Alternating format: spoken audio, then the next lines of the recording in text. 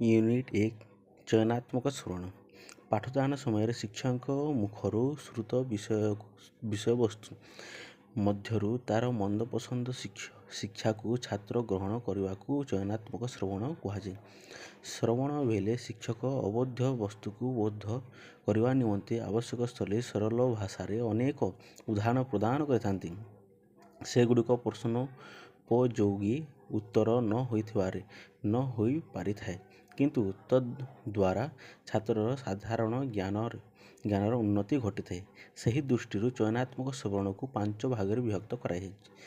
ତାହା ନିମ୍ନଲିଖିତ କରାଯାଇଛି, ଯଥା: ସମସ୍ୟାମୂଳକ ଶ୍ରବଣ, ନୂତନ ଶ୍ରବଣ, ସଂରଚନା ପଦ ଶ୍ରବଣ, ବ୍ୟାକରଣ ଶ୍ରବଣ, ବ୍ୟାକରଣ ରୂପ ଶ୍ରବଣ ଓ ସନ୍ଦର୍ଭ ବାକ୍ୟ ଶ୍ରବଣ। ସମସ୍ୟାମୂଳକ ଶ୍ରବଣ। ପ୍ରଥମ, ପାଠ୍ୟବସ୍ତୁର କେତେକ ଅଂଶ ଦୁର୍ବୋଧ୍ୟ ହେବା ଯୋଗୁଁ ଛାତ୍ର ପାଇଁ ସେଗୁଡ଼ିକ ସମସ୍ୟାମୂଳକ ଓ କଠିନ ବିଷୟ ହୋଇଥାଏ। ଗୁରୁ ଉକ୍ତ ବିଷୟକୁ ପଠନ କରିବା ସମୟରେ ଛାତ୍ରଟି ତାହାକୁ ମନୋଯୋଗପୂର୍ବକ ଶ୍ରବଣ କରିଥାଏ। 2. ନୂତନ ଶବ୍ଦ ଶ୍ରବଣ।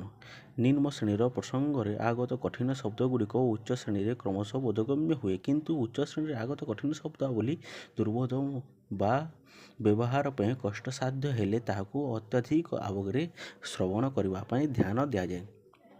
3. ସଂରଚନା ପଦ ଶ୍ରବଣ। ଭାଷା ଓ ବିଷୟଗୁଡ଼ିକୁ ସାବଲୀଳ ତଥା ସୁରମ୍ୟ କରିବା ନିମନ୍ତେ କେତେକ ଜ୍ଞାତ ପଦର ପ୍ରୟୋଗ ବିଷୟରେ ପୂର୍ବରୁ ଛାତ୍ରଟି ଧ୍ୟାନ ଦେଇ ନ ଥାଏ।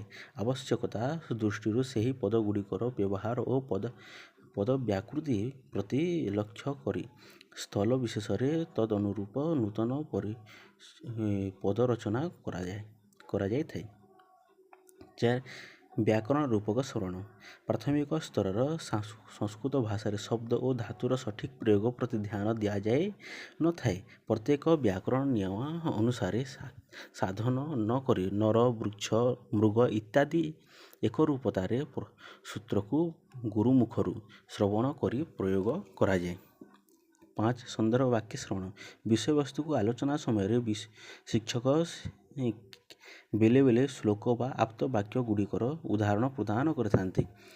ଛାତ୍ରଟି ସବୁବେଳେ ନିଜ ଖାତାରେ ନିଜେ ଲେଖି ମୁଖସ୍ଥ କରି ସେହି ବାକ୍ୟର ପୂର୍ଣ୍ଣ ମାତ୍ରାରେ ଓ ଆଂଶିକ ପଦର ପ୍ରୟୋଗ କରିଥାଏ।